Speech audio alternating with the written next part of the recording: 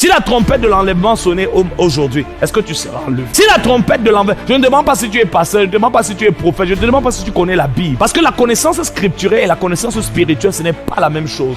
La connaissance scripturelle est basée sur le livre. La connaissance spirituelle est basée sur la personne.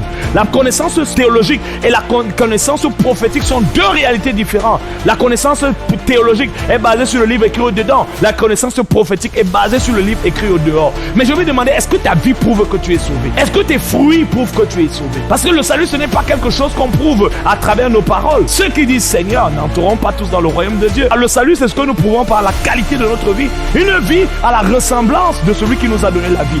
Une vie qui incarne la réalité de celui qui, sur le chemin de l'enfer, nous a donné la vie éternelle. Parce que beaucoup d'entre vous ici, le salut, quand vous priez, c'est plus pour d'autres personnes.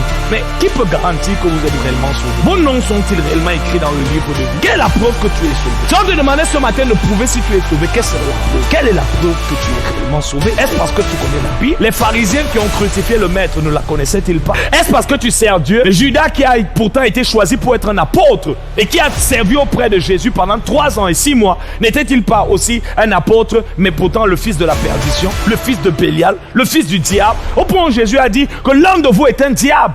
Il n'a pas dit l'un de vous a le diable et a un démon. Il a dit l'un de vous est un démon. Alors si c'est le service de Dieu, alors c'est pas le service de Dieu qui est la preuve qu'un homme est sauvé. Si c'est la générosité, alors je te parlerai du jeune homme riche. Le jeune homme riche a été parmi les hommes les plus généreux de son temps. Mais cependant, il a rejeté la vie éternelle manifestée dans la personne de Jésus. Lorsque la vie éternelle en personne lui a dit viens, rejette tout ça et viens sur moi, il a rejeté la vie éternelle. Il était prêt à accepter la loi de Moïse. Il était prêt à se soumettre au principe de Moïse. Il était prêt à continuer de donner sa dîme et ses offrandes. Il était prêt à continuer d'aller à l'église. Mais il a rejeté celui qui a été la vie éternelle en personne. Parce que ne nous y trompons pas. La vie éternelle, c'est pas un sentiment. On ne se sent pas sauvé. La vie éternelle, c'est avoir une personne. Le salut, ce n'est pas avoir une chose. C'est avoir une personne. Une personne dont la vie est devenue notre vie et dont la relation avec lui nous rend conforme à la personne avec qui nous avons cette relation. Et je vais encore poser cette question et je vais insister.